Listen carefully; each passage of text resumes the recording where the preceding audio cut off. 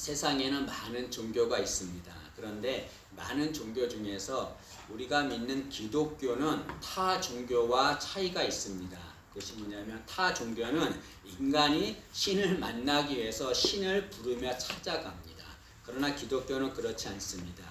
하나님이 인간을 만나기 위해서 인간에게 찾아오셔서 인간을 부르시고 택하신다는 거죠. 그래서 하나님 직접 이 세상에 천한 인간의 모습으로 오셔서 우리를 부르시고 택하셨습니다. 우리는 하나님의 부르심과 택함을 받은 자들입니다. 우리가 교회에 모여서 예배 드리는데요. 이 교회를 헬라어로 에클레시아라고 합니다. 에클레시아라고 하는 뜻은 부르심을 받은 자들의 모임이란 그런 뜻이죠. 때문에 우리가 교회에서 예배를 드린다고 하는 것은 우리가 하나님의 부르심과 택하심을 받은 자들이라는 것을 말씀합니다. 여러분, 하나님이 우리를 부르시고 택하셨다고 하는 것은 정말 영광스럽고 놀라운 은혜가 있는 것입니다. 우리는 하나님 우리를 부르시고 택하셨다는 것에 대해서 몇 가지를 생각해 보아야 합니다. 한 세 가지만 생각해 보면, 첫째로 하나님이 우리를 부르시고 택하신 것은 우리가 자격이 없음에도 부르시고 택하셨다는 거지요. 여러분, 하나님께 부르심과 택함을 받으려면 자격이 있어야 된다라고 말하는 이들이 있습니다. 여러분, 세상은 자격과 능력이 있는 자를 부르고 택합니다. 자격이 없으면, 능력이 없으면 절대로 부르거나 택하지 않습니다. 그러나 하나님은 자격이 없음에도 우리를 부르시고 택하시는 거죠. 창세기는 50장입니다. 근데 창세기를 둘로 나눕니다. 1장부터 11장, 12장부터 50장 이렇게 나눕니다. 1장부터 11장은 인간의 역사입니다. 인간이 타락하고 범죄한 것을 기록합니다. 아담과 하와가 선악과를 먹어서 범죄한 거, 가인이 동생 아벨을 죽인 거, 그 다음에 홍수 심판을 당한 거, 인간들의 바벨탑을 쌓는 이런 것들, 인간의 죄악과 타락을 기록한 것이 1장부터 11장입니다. 12장부터 50장까지는 하나님의 역사를 기록한 겁니다. 하나님께서 타락한 인간의 역사를 어떻게 회복시키는가를 기록한 거죠. 그런데 하나님께서 이 12장부터 시작되는 하나님의 구원을 이루는 역사를 이루시기 위해서 누구를 선택하냐면 아브라함을 부르시고 선택하십니다. 그러나 여러분, 아브라함은 하나님께 부르심과 택함을 받을 자격이 없는 자입니다. 왜냐하면 이 당시 아브라함을 부를 때 아브라함의 나이는 75이거든요. 75은 하나님이 일할 능력이 없는 자입니다. 더군다나 이 아브라함과 그의 가족들은 우상을 섬기는 가족이었습니다. 하나님을 알지 못하는 자들이었어요. 그렇게 자격이 없는 아브라함을 하나님께서 부르시고 택하셔서 하나님의 나라를 이루셨습니다. 이처럼 하나님은 자격이 없음에도 우리를 부르시고 택하시는 거죠. 왜 하나님은 자격이 없는데도 우리를 부르시고 택하실까요? 그것은 이 세상에 하나님의 부르심과 택함을 받을 자격을 갖춘 자가 아무도 없기 때문에 그렇습니다. 여러분, 물질이 아무리 많아도 권력이 아무리 높아도 그것이 하나님의 부르심과 택함을 받을 자격이 있는 것이 아닙니다. 이 세상 누구도 하나님의 부르심과 택함을 받을 자격이 없습니다. 그래서 하나님은 우리를 자격을 보고 부르시는 것이 아니라 은혜로 우리를 부르시는 거죠. 여러분, 하나님은 우리를 부르실 때 자격을 보고 부르지 않습니다. 하나님이 은혜로 사랑으로 우리를 부르시고 택하시는 거죠. 창세기에 보면 인간들이 타락합니다. 하나님께서 홍수로 심판하시기로 결정합니다. 그런데 그 인간들 중에서 하나님께서 노아를 부르시고 택하십니다. 근데 여러분, 노아는 하나님께 부르시고 택함 받을 만한 자격이 있는 자가 아니었습니다. 그럼에도 불구하고 하나님은 노아를 부르고 택하셨습니다. 왜냐하면 하나님께서 그를 은혜로 보시고 부르시고 택하신 것이기 때문에 그렇습니다. 창세기 6장 8절을 보면 이런 말이 있습니다. 노아는 여호와께 은혜를 입었더라 라고 말합니다. 노아는 여호와께 은혜를 입었더라. 원문은 이렇게 말합니다. 여호와의 은혜가 노아를 발견했다 라고 말합니다. 여러분, 노아는 완벽한 자가 아닙니다. 그도 똑같은 죄인입니다. 그럼에도 하나님이 그를 부르시고 택하셨습니다. 그것은 하나님께서 은혜로 그 노아를 보았기 때문에 그렇습니다. 마찬가지로 하나님은 우리를 부르시고 택하신 거 우리의 자격을 보고 택하지 않습니다. 은혜로 우리를 부르시고 택하는 거죠. 여러분, 우리가 구원을 받았습니다. 내 능력으로 구원을 받았습니까? 내가 자격이 있어서 구원을 받았습니까? 절대로 아닙니다. 하나님께서 은혜로 우리를 부르시고 택하셨기 때문에 그렇습니다. 하나님은 우리를 부르실 때 절대로 자격이 아니라 은혜로 우리를 부르시는 거죠. 그리고 나서 자격이 없는 우리를 부르시고 택하셔서 하나님께서 하나님의 사람으로 다듬으십니다. 예수님에게는 12명의 제자가 있었습니다. 예수님이 다 일일이 부르고 택한 거죠. 그러나 그 12명의 제자들은 제자가 될 자격이 없는 자들입니다. 다 어부고 세리고 사람들에게 인정받지 못한 자들입니다. 그런데 예수님께서는 그들을 다 부르셨습니다. 택하시고 나서 그들을 하나님의 사람으로 다듬으신 거죠. 예수님의 직업이 뭡니까? 목수예요, 목수. 목수는 나무를 잘 다듬습니다. 예수님은 나무를 잘 다듬듯이 제자들을 다 다듬으신 거예요. 하나님의 사람으로 다듬으셨습니다. 나중에 그 제자들을 통해서 온 세계에 하나님의 복음이 전파되게 하셨습니다. 그들이 위대한 하나님의 사람이 되게 하신 거죠. 여러분 이처럼 자격이 없는 자 하나님께서 다 부르고 택하십니다. 그리고 그들을 하나님의 사람으로 다듬으시는 거죠. 여러분 때문에 내가 정말 연약하고 나약하다 할지라도 절대로 절망할 필요가 없습니다. 나는 연약하고 나약해서 하나님 나를 부르지 않을 거야. 절대로 그렇지 않습니다. 연약하고 나약해도 자격이 없어도 하나님 우리를 부르시고 택하십니다. 그리고 하나님의 사람으로 하나님이 쓰시도록 우리를 다듬으시는 거죠. 또 하나님이 우리를 부르시고 택하셨다고 하는 것은 하나님의 부르심과 택하심에는 절대로 취소가 없다는 겁니다. 여러분 귀한 말이죠. 여러분 세상은 누군가를 부르고 택합니다. 그러나 그가 잘못하면 그를 부르고 택한 것을 취소합니다. 그러나 하나님은 그렇지 않습니다. 하나님은 부르시고 택하신 자가 아무리 잘못을 해도 절대로 그 부르고 택하신 것을 취소하지 않습니다. 로마서 11장 29절입니다. 하나님의 은사와 부르심에는 후회하심이 없느니라 라고 말씀했습니다. 하나님의 부르심에는 절대로 후회함이 없습니다. 후회함이 없다고 하는 것은 절대로 취소하지 않는다, 박탈시키지 않는다 그런 말인 거죠. 여러분 만약에 하나님이 부르시고 선택한 자를 취소한다고 하면 그것은 하나님이 부르고 택한 것이 잘못되었다는 것, 실수했다는 것을 말하는 겁니다. 그러나 하나님의 부르심과 택하심에는 절대로 실수가 없습니다. 때문에 절대로 취소하지 않습니다. 때문에 하나님이 나를 부르시고 택하셨는데 하나님이 나를 부르시고 택하신 것을 취소할까봐 두려워할 필요가 없습니다. 마치 이것은 자식이 실수했다고 아버지가 그 자식의 자격을 취소하고 박탈한다고 하는 것과 똑같습니다. 여러분 어떤 부모도 자식이 잘못해도 그 자식의 자격을 취소하지 않습니다. 박탈하지 않습니다. 때문에 자식은 자신이 잘못해도 절대로 두려워하지 않아요. 내가 잘못했으니까 아버지가 나를 자식으로 인정하지 않겠지라고 두려워하지 않습니다. 마찬가지로 하나님도 우리가 실수하고 잘못해도 우리를 부르시고 선택하신 것을 절대로 취소하지 않죠. 예수님의 제자 중에 베드로가 있습니다. 베드로는 예수님이 부르고 택하신 자입니다. 그런데 그 베드로가 어떻게 했습니까? 예수님이 십자가에 달리자 예수님을 모른다고 3번이나 부인했습니다. 그리고 도망갔습니다. 그런데 베드로는 예수님이 부르시고 택하신 것을 취소받아 마땅한 자지요. 예수님이 그를 부르시고 선택한 것을 취소해도 베드로는 할 말이 없습니다. 그러나 예수님은 어떻게 하셨습니까? 도망간 베드로 그를 다시 찾아갔습니다. 그를 부르시고 선택한 걸 취소한 것이 아니라 그를 다시 찾아가 그를 제자로 삼아주신 거죠. 하나님은 우리를 부르시고 선택한 것을 절대로 취소하지 않습니다.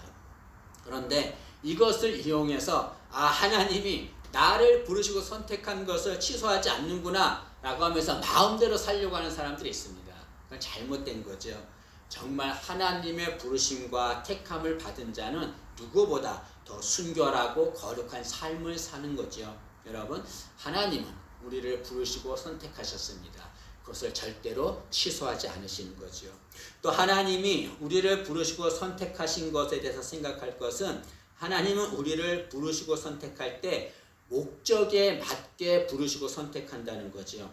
여러분 하나님은 우리를 부르시고 선택할 때 다 똑같이 부르거나 선택하지 않습니다. 다 다르게 부릅니다. 어떤 사람은 믿는 가정에 있는 사람을 부르거나 선택합니다. 어떤 사람은 믿지 않는 집안에 있는 자를 부르거나 선택하죠. 어떤 때는 또 건강한 사람을 부르거나 선택합니다. 그러나 또 건강하지 못한 사람을 부르거나 선택하시기도 합니다. 어떤 혹자는 하나님이 이렇게 다르게 사람을 똑같이 아니게 다르게 부르고 선택한 것은 차별하신 것이다 라고 말하기도 합니다.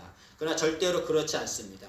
하나님께서 다르게 부르고 선택한 것은 차별하신 것이 아니라 그들의 목적에 맞게 부르고 선택하신 거죠. 오케스트라 연주를 하는데요. 오케스트라 연주할 때는 하나의 악기로만 연주하지 않습니다. 여러 개의 악기를 연주합니다. 뭐 피아노, 북, 바이올린 여러 개의 악기로 연주합니다. 근데 누가 왜 오케스트라 연주하는데 악기가 다 다릅니까? 차별 아닙니까? 라고 불평하는 사람은 아무도 없습니다. 왜 그렇습니까? 그 악기들은 그 목적에 맞게 소리를 내도록 되어 있기 때문에 그렇습니다. 그 악기들이 자기의 악기의 소리에 맞게 소리를 내면 그 소리는 아름다운 소리를 내게 되는 거죠. 마찬가지로 하나님이 우리를 부르실 때 다 다르게 부르시고 택하신 것은 그 목적에 맞게 부르고 선택하신 것입니다. 하나님이 나를 부르실 때 하나님 왜 나를 이렇게 부르고 선택했는가 이렇게 불평할 필요가 없습니다. 하나님은 가장 목적에 맞게 하나님이 부르고 선택하신 거죠. 때문에 우리가 할 일은 하나님이 어떤 모습을 부르고 선택하시든지 하나님이 부르시고 선택하신 대로 살아가면 되는 겁니다. 여러분 커튼콜이 있는데요. 이 커튼콜은 이 공연을 할 때 공연이 다 끝나고 나서 공연한 사람들이 다 나옵니다. 그러면 관중에 있는 사람들이 일어나서 밖으로 다 이렇게 축하해 줍니다. 여러분 공연한 사람들은 자신이 어떤 역할을 맡아도 최선을 다합니다. 나는 왜 이런 역할을 주는가? 저 사람은 저렇게 좋은 역할인데 나는 왜 이런 역할을 주는가? 불평하지 않습니다. 자신이 맡은 역할에 최선을 다합니다. 최선을 다하면 나중에 관객들이 잘했다고 박수를 쳐주는 거죠. 마찬가지로 하나님이 우리를 부르시고 선택하신 대로 살면 나중에 우리가 주님 앞에 갔을 때 주님께서 잘했다고 우리가 박수를 쳐줄 줄로 믿습니다. 우리는 하나님이 부르시고 선택한 그 모습대로 살아가면 됩니다. 다른 사람과 비교할 필요 없어요. 불평할 필요 없습니다. 내게 맞게 가장 맞게 하나님이 나를 부르시고 선택한 거죠. 여러분 꼭 기억하십시오. 하나님이 나를 부르시고 선택한 것은 가장 나에게 맞게 부르고 선택하신 것입니다. 그런데 하나님이 이렇게 우리를 부르시고 선택하신 놀라운 은혜를 베풀어 주었는데 이것에 대해서 우리가 할 일이 있습니다. 그것이 뭐냐면 하나님이 우리를 부르시고 나를 부르시고 택하신 것을 믿고 확신해야 된다는 거죠. 오늘 10절 말씀을 한번 보시죠. 10절 말씀 보시면 그러므로 형제들아 더욱 힘써 너희 부르심과 택하심을 굳게 하라. 사도 베드로는 성도들에게 하나님께서 너희들을 부르고 선택하셨는데 그것을 굳게 하라라고 말씀합니다. 이 굳게 하라라고 하는 말은 믿고 확신하라는 거죠. 그래서 하나님이 부르시고 택하심을 굳게 하라는 말은 하나님이 나를 부르시고 선택하셨다는 것을 믿고 확신을 가지라 그런 말이지요. 여러분 하나님이 나를 부르시고 선택하셨습니다. 사람들은 그것을 의심합니다. 하나님은 나를 부르지 않았어. 나를 선택하지 않았어. 의심합니다. 그러나 그렇지 않습니다. 하나님은 나를 부르시고 선택하셨어요. 그것을 의심하지 말고 믿고 확신해야 합니다. 그렇게 하나님이 나를 부르시고 선택하셨다는 것을 믿고 확신하는 자에게 하나님께서 귀한 복을 주지요. 어떤 복을 줍니까? 오늘 본문에는 두 가지를 말합니다. 첫째는 하나님이 나를 부르시고 선택한 것을 믿고 확신하면 실족하지 않는다라고 말합니다. 우리 10절 이어서 계속 보시면 너희가 이것을 행한즉 다시 말하면 하나님이 부르시고 선택한 것을 굳게 믿은즉 언제든지 실족하지 아니하리라 라고 말합니다. 여기 실족하지 않는다는 것은 넘어지지 않는다는 것을 말하는 거죠. 여러분 신앙생활 하는데 열심히 신앙생활 하다가도 넘어질 때가 있습니다.